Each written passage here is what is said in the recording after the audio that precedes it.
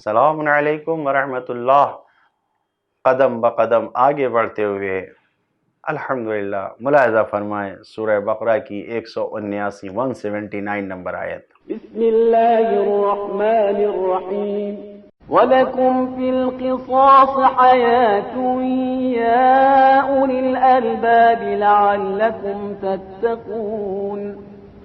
صاحبان عقل تمہارے لیے قصاص میں زندگی ہے کہ شاید تم اس طرح متقی بن جاؤ۔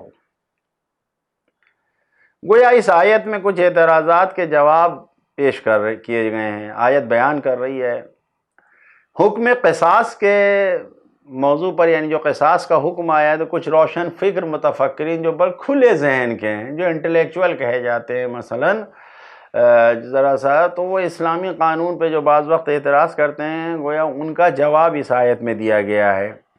قرآن مجید کا فرمان ہے کہ قصاص کا حکم انسانی معاشرے کے لیے زندگی اور حیات کا ضامن ہے۔ قصاص کا حکم حیات ہے، زندگی کا ضامن ہے۔ قصاص کوئی فردی رفتار نہیں ہے کہ ایک انسان کا قتل ہوا بدلے میں اس کا انسان کو قتل کر دیا جائے، بلکہ پورے معاشرے کے لیے امن و سکون کا ذریعہ ہے۔ جس معاشرے میں ظلم و زیادتی کرنے والے سے بدلہ نہ لیا جائے وہ سماج بالکل تہس نہس برباد ہو جاتا ہے، تباہ و برباد ہو جاتا ہے۔ گویا اس معاشرے میں حیات نہیں پائی جاتی، مردہ سماج ہے وہ، مردہ سماج ہے وہ۔ جس طریقے سے میڈیکل سائنس میں یا ایگریکلچر کھیتی باڑی میں یا جانوروں کی حفاظت میں انسانی زندگی کی سلامتی کے لیے یا حیوانوں کی جان کو بچانے کے لیے یا پھر کھیت اور پودے اور درختوں کی حفاظت کے لیے کیا ہوتا ہے، مائکروب جو ہوتے ہیں، کیڑے مکوڑے جو ہوتے ہیں، آفتیں جو آتی ہیں، ان سب سے بچانا ضروری ہے۔ اسی طریقے سے معاشرے سے ظلم و زیادتی کرنے والوں کو ہٹانا ضروری ہے۔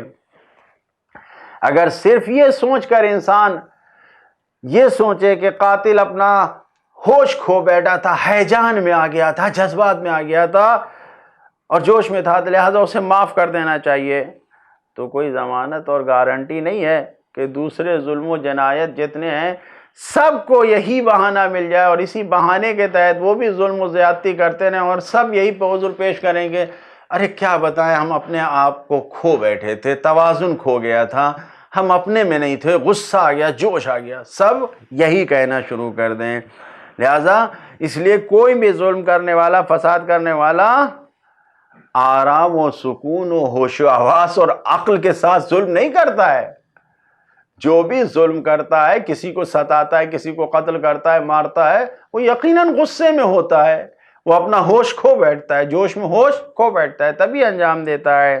تو ایسی صورت میں سارے ظالمین جتنے بھی ہیں ان کو آزاد گھومنا چاہیے، جتنے بھی ظالمین ہیں سب کو آزاد گھومنا چاہیے اور ایک آرام و سکون کا معاشرہ ختم کر کے جنگل راج ہو جانا چاہیے، بالکل سب، کہ جو بھی جوش میں آئے وہ جو چاہے کر بیٹھے، قتل کر بیٹھے، سب کچھ ہے، اور صرف یہی کہہ دیا جائے بھائی وہ ہوش کھو بیٹھا تھا، جوش میں آ گیا تھا، لہذا اسے معاف کر دیا جائے۔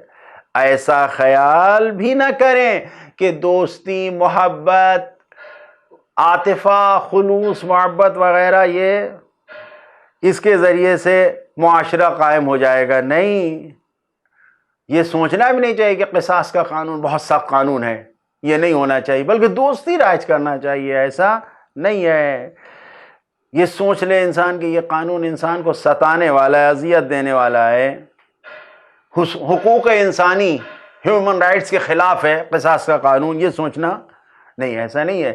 اسلام نے قصاص کے قانون کے ساتھ ساتھ دیت کا قانون بھی رکھا ہے۔ اگر قصاص کا ہے تو اگر کوئی قصاص نہیں کرنا چاہتا، معاف کرنا ہے تو دیت لے کے، خون بہا لے کے معاف کر دے، دیت لے کے معاف کر دے، ایسے ہی معاف کر دے، یہ بھی رکھا ہے۔ صرف قصاص کا قانون اسلام میں نہیں ہے کہ انسان یہ سوچے کہ جب معافی کی اجازت دی ہے تو مصلحت کے مطابق انسان معاف بھی کر سکتا ہے، اور اس قسم کی باتیں کرنا، قصاص نہیں ہونا چاہیے بلکہ عمر قید ہو جائے، جیل میں ڈال دیا جائے، سزا جیل میں کاٹے، تو اب اس کے ذریعے سے اقتصاد ڈیولپ ہو جائے گا۔ کیوں؟ اس لیے کہ جب قیدی ایک انسانی پاور، مین پاور مل جائے گا اور وہ جیل میں ان سے زبردستی کام لیا جائے گا تو بہت سی چیزیں وہ کام کریں گے تو سامنے بہت سی چیزیں وجود میں آئیں گی.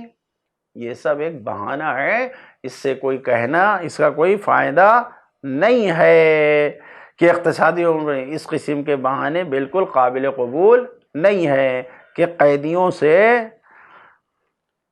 انسان کام کروا کے اپنے معاشرے کی ضرورتوں کو پورا کرے. بالکل ایسا نہیں، کیونکہ اس سے عام سکون و سلامتی جو ہے، وہ معاشرے کی سیکورٹی جو ہے، وہ سلامتی وہ سب خطرے میں پڑ جائے گی. مسئلہ اس چیز کا نہیں، مسئلہ اصل مقام انسانیت کا ہے، اصل عدالت کا ہے کہ معاشرے اور سماج میں عادلانہ نظام رائج ہو. گفتگو اس بات کی ہے، ورنہ یہ کہ خطرناک دنیا سے انسان خوف و خطر کے ساتھ انسان معاشرے اور زندگی میں زندگی گزارے. نہیں، انسان کو آرام و سکون کے ساتھ، کھلے پن کے ساتھ زندگی گزارنا ہے. اس میں قاتلوں اور ظلم کرنے والوں کی محنت کا سامان آ جائے، یہ قابل قبول نہیں ہے، کیونکہ قصاص کے قانون سے عدالت میں معاشرے میں عدالت برپا ہوتی ہے، عدالت قائم ہوتی ہے، اور زندگی کی ضمانت ہے قصاص کا قانون. لہٰذا آیت کے آخر میں لعلکم تتقون آیا ہے کہ شاید تم، یعنی یہ قصاص کا قانون جاری کر کے انسان دوسروں کو قتل سے نجات دلاتا ہے. جب انسان متقی ہو جائے گا تو قتل کی طرف نہیں جائے گا. اسی طریقے سے جو اس میں قصاص میں حیات ہے، تو یہ حیات و زندگی کتنے اعتبار کی ہوتی ہے؟ 5 قسم کی زندگی کو بیان کیا گیا. ایک نیچرل طبیعی زندگی ہے، نیچرل زندگی ہے، حیات ہے، جو مثلا زمینوں کو ملتی ہے.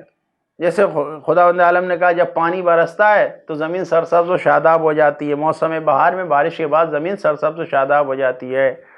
یحیی الارض، یعنی زمین زندہ ہو جاتی ہے. ایک یہ زندگی ہے.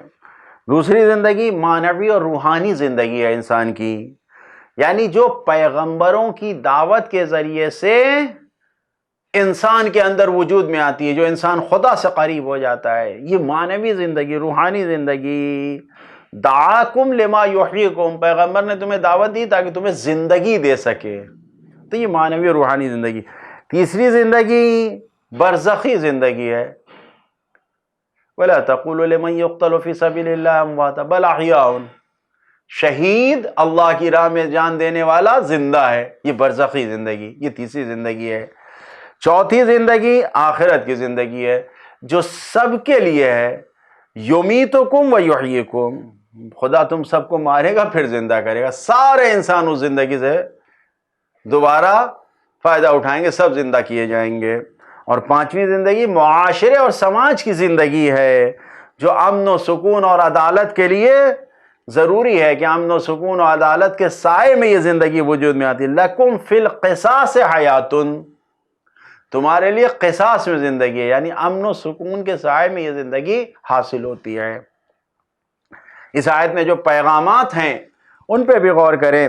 عدالت کا جاری ہونا، عدالت کا لاگو ہونا معاشرے اور سماج کی حیات اور زندگی کی گارنٹی ہے. جب عدالت ہوگی معاشرے میں تو معاشرہ، سماج زندہ رہے گا، مرے گا نہیں. دوسرا پیغام، مہربانی اور سختی دونوں میں تعادل پایا جانا چاہیے، دونوں لیول پہ ہونا چاہیے، برابر ہونا چاہیے. خدا رحمان و رحیم نے قصاص کو زندگی بتایا ہے. زندگی جانتا ہے خدا، وہ رحمان و رحیم ہے. تیسرا پیغام، خطرناک کو، جو واقعاً خطرناک ہیں، ظالم ہیں، ان کو ہٹانا اور مٹانا یہ عقل کا تقاضا ہے. عقل بھی اس بات کا مطالبہ کرتی ہے، صرف شریعت کا حکم نہیں ہے، عقل کا بھی تقاضا ہے. چوتھا پیغام، بہت جلدی سے فیصلہ نہیں کر لینا چاہیے کہ پہلی فرصت میں، پہلی نظر میں کہہ دیا یہ کیسی بات ہے کہ قصاص میں زندگی ہے. نہیں، غور و فکر کرو. جب غور و فکر کرو گے تو سمجھ میں آئے گا کہ کس طریقے سے قصاص میں زندگی ہے، حیات و بقا ہے قصاص میں. غور کرنے کے بعد سمجھ میں آئے گا. پانچواں پیغام، دینی احکام کی حکمت اور فلسفہ تقوی اور گناہ سے بچانا ہے. لوگوں کو تقوی سے محفوظ کرنا ہے کہ لوگ گناہوں سے دوری اختیار کریں، خواہ عبادت کے احکام ہو یا عدالت و قضاوت کے احکام ہو. عدلیہ کے احکام ہوں، سب میں یہی فلسفہ اور حکمت پائی جاتی ہے۔ چھٹا پیغام، قصاص سے معاشرے میں دوسرے قتل سے بچا جاتا ہے، دوسرے پھر قتل کی جرات نہیں کرتے ہیں۔ لہذا عملی پیغام جو ہمارے لیے ہے کہ زندگی میں اللہ کے حکم پر عمل کرنا ہمارا کام ہے، ہر قدم پر ہم اللہ کے حکم کے مطابق عمل کریں، کسی بھی حکم خدا پر اعتراض کرنے کا حق زندگی میں ہمیں نہیں ہے۔ خدا سے دعا کرتے ہیں کہ ہمیں اپنے احکام پر عمل کرنے کی توفیق عطا فرمائے۔ والسلام علیکم ورحمۃ اللہ وبرکاتہ۔